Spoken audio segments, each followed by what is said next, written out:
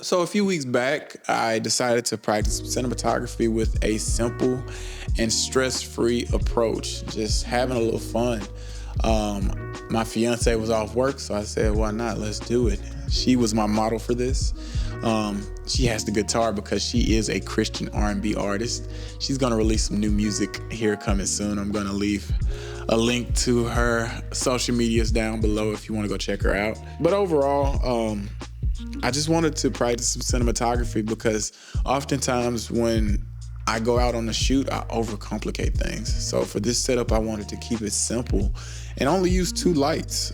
This lighting setup was actually inspired by a favorite YouTuber of mine, Brady Brissett, and I love his lighting breakdowns. They're incredible. Brady, if you can, leave a comment below. Just shout me out, you know? But I created 2 distinct lighting setups, a lot like he did in his video, which was a warm, more sunset type of vibe. And the second lighting setup was a cooler, more nighttime moonlight type of vibe. We didn't use too many lights for this. Like I said, I wanted to keep it simple. So I used the Aperture 300X and the Amaran F22C. Shout out to Aperture. This is a plug for Aperture. They're not sponsoring this video, but they have some incredible and amazing lights. And I just want to shout out to Aperture. If y'all in the future want to go ahead and sponsor me and send me some free lights, you know, send me some stuff, you know. But yeah, let's just dive into this setup. For the daytime setup, like I said, I had the Aperture 300X. I used that as my hard source. I set it outside the window and pointed it through the blinds. I think I put it on 3200 or 2700 Kelvin, and it replicated the sun setting. I pointed the hard source directly at the talent, and just, I wanted to create some volume, but I wasn't getting quite what I needed. So I added what was one of the most crucial parts of this setup, some haze. I added haze to the setup. Of course, a haze machine can be a bit expensive, so if you need something a little bit more affordable, which is what I use, which is haze in a can, I'm gonna leave a link down to that below if you wanna go ahead and get you some, because it is really important in creating volume and creating those beams of light that you see not only on film sets, but if you ever have seen a live show, you've seen the beams of light strobing around. They're using haze throughout the whole arena. It's just pumping constantly. And I just took my Amaran F22C and wrapped the light and created a softer light because I didn't want her to be a silhouette within the image. And we had a little prop, her little aloe vera plant. It's dead now, but she had just bought it, so we just used it for the heck of it. Speaking of Aperture, I use their Citus Link app, which is amazing, by the way, to just flip the whole setup over to the nighttime interior.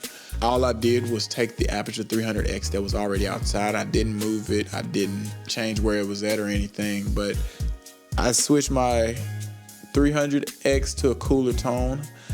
I just used the color temperature blue gel feature that they have in the Citus Link app, but something was missing. I didn't want her to just be a silhouette, so I added a practical in, the lamp you see over here that I'm using for practical light right now.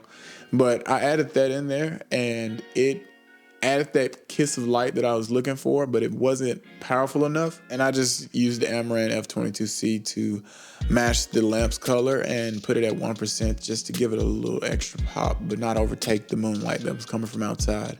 But just testing out different setups is pretty valuable when it comes to application purposes when you're on set as a DP, as a cinematographer, and everybody's looking at you to see what you're about to do, especially when you're running gun in the beginning. About 2 weeks later, I was on a short film set. It's my short film, actually. It's called Uno, and it's going to be coming out here soon on my channel. But we had an issue. We had this scene where we were shooting a phone call between 2 individuals, but we weren't shooting the other side of the phone call until the next day. So we didn't know exactly what time we would be shooting it at because we didn't know what time the location would be available.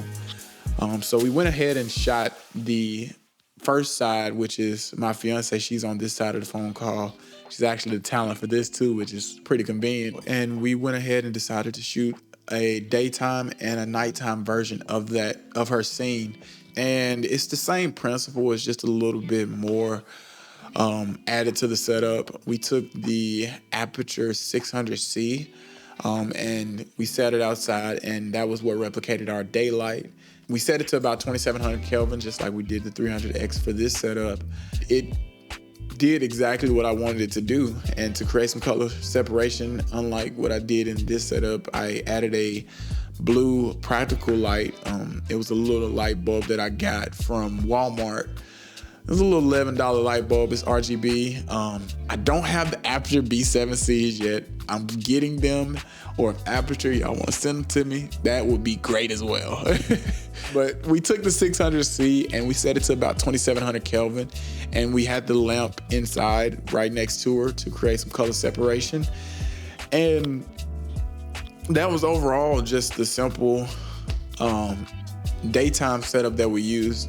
And to flip it over to the nighttime, we just added a little bit more to it. We kept the 600C outside. We just used the Sidus Link app to make it a color temperature blue setting, to make it a little more nighttime looking, like the moonlight. Everybody thinks moonlight is blue, but instead of making the color temperature blue, I decided to be a bit more creative on it, make it a little less realism and a little more emotional realism, and just, add some artistic flavor of my own to it. And I made it like a teal blue. If you look on a lot of different movies and a lot of different sets, that's usually what they use, is tealish blue. They don't really, especially sets that aren't going for realism. So that's what I decided to do on this shot. And to create some color contrast, I used my Amaran F22C and used the Fire FX filter to go ahead and create some flare with the color contrast. I did this video just to overall show that you don't need a huge setup of 10 lights just to make a beautiful image. You can do what you need with what you have. And I really hope this lighting breakdown offers some insights on practicing cinematography and just overall getting better each day and honing your skills at home, because you're gonna have to apply them at some point. Leave any questions in the comments, any future videos you wanna see, just leave them in the comments. And also, if you liked this video, if you learned something from this video, leave a like, hit that like button as hard as you can. And thanks for watching until the end. See you next time.